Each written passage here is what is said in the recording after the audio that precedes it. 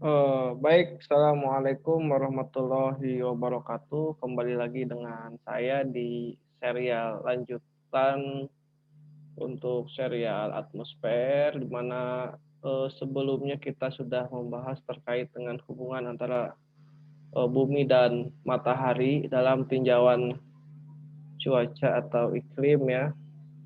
Maka selanjutnya kita akan membahas terkait dengan panas dan temperatur, juga mekanisme bagaimana perpindahan panas ya. Baik, alam semesta ini terbentuk dari kombinasi materi dan energi ya.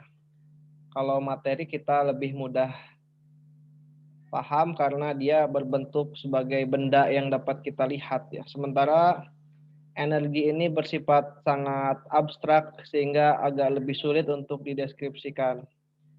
Nah, maka kita definisikan saja energi ini secara sederhana sebagai kapasitas untuk melakukan usaha, ya.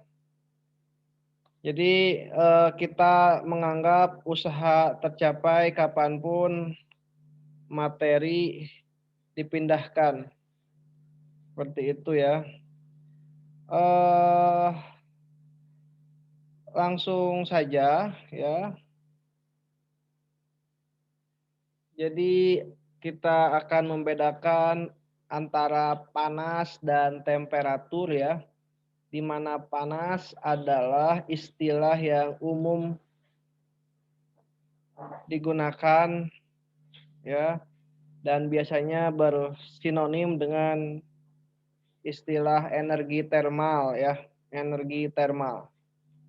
Nah, dalam penggunaan ini berarti panas itu adalah energi yang dimiliki oleh material, energi yang dimiliki oleh material yang muncul dari pergerakan internal dari atom atau molekulnya. Saya ulangi, jadi panas itu adalah energi yang dimiliki oleh material yang muncul dari pergerakan internal dari atom atau molekulnya. Nah, kapanpun sebuah zat dipanaskan, maka atomnya itu akan bergerak lebih cepat, ya, yang mengarah pada peningkatan dari kandungan panasnya.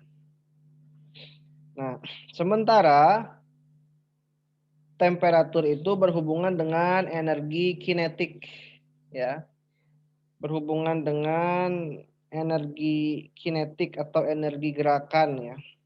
Energi kinetik rata-rata dari atom atau molekul dari sebuah material. Dengan kata lain bahwa istilah panas biasanya mengacu pada kuantitas energi yang ada, sementara temperatur itu mengacu pada intensitas, berarti suatu tingkat kepanasan.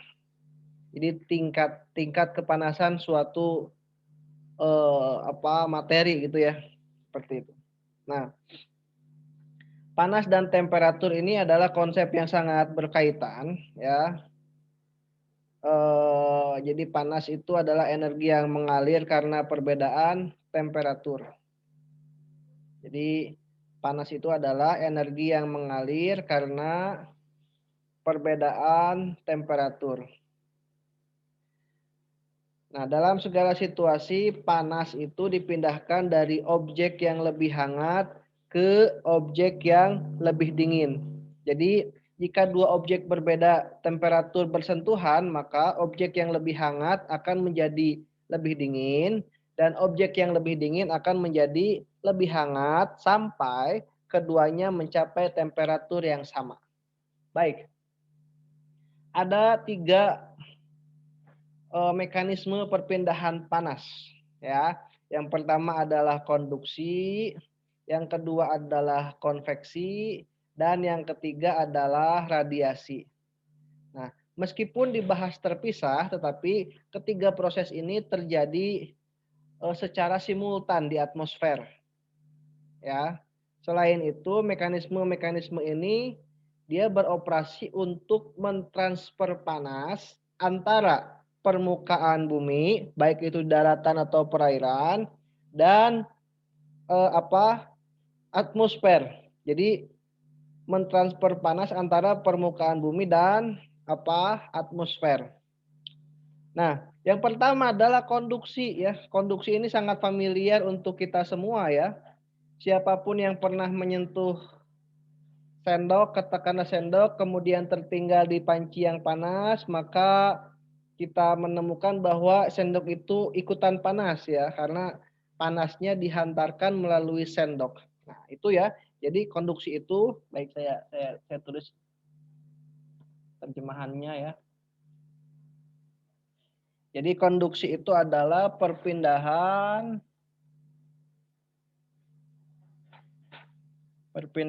panas melalui materi oleh aktivitas molekuler. Ya. Jadi perpindahan panas melalui materi oleh aktivitas molekuler.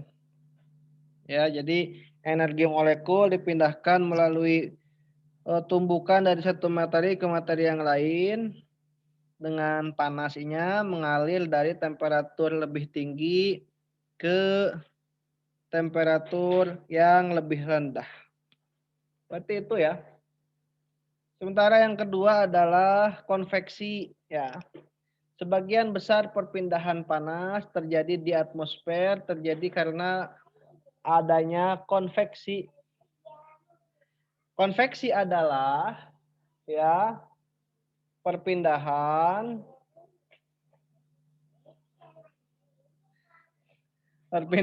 panas ya oleh apa? Oleh sirkulasi atau pergerakan dari massa ya. Saya ulangi. Jadi konveksi itu adalah perpindahan panas oleh sirkulasi atau pergerakan massa dalam suatu zat atau substansi ya. Jadi konveksi terjadi di dalam fluida di mana atom dan molekul bebas bergerak. Seperti itu ya. Baik. Yang terakhir adalah radiasi nih. Jadi mekanisme ketiga itu adalah radiasi. Jadi radiasi itu adalah transfer energi melalui ruang ya. Transfer energi melalui ruang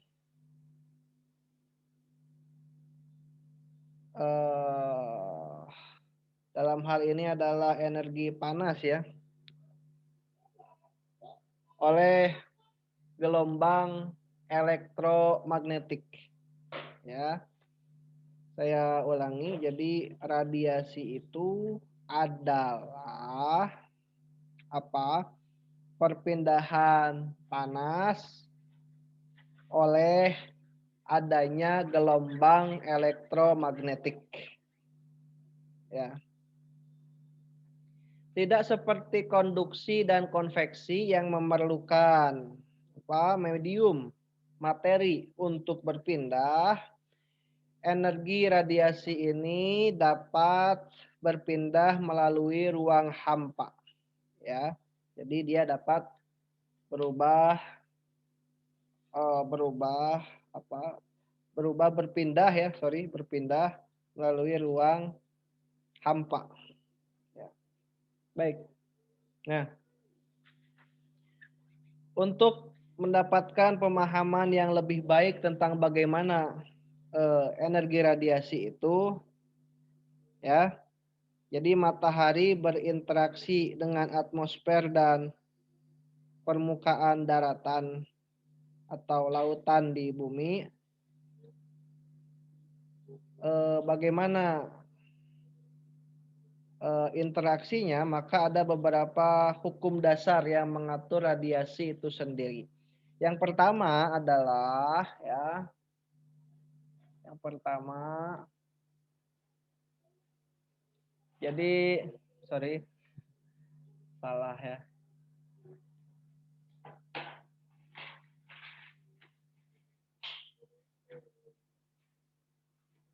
Yang pertama, seluruh objek pada temperatur berapapun itu memancarkan energi radiasi.